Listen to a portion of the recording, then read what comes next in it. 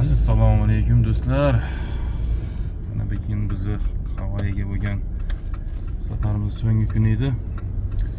Yana bir bor sizlar bilan mana shu biz turgan mahallani video obzorini qilib jo'natyapman.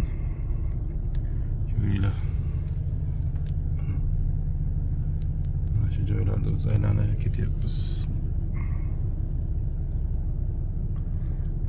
Xo'p, maslahat beramiz, kelib mana shu Gavayiga kelib bir hordiq chiqarib ketishinglarga. Juda ham chiroyli manzaralar, tarixiy joylar bor ekan. Biz Jurassic Adventure Parkga bordik, keyin Pearl Harborga bordik, keyin sohilda aylandik, orolda aylandik. Biz shu narsalarga yurdik 3 kun ichida. Bu yerga kelishga kamida bir hafta vaqt kerak ekan.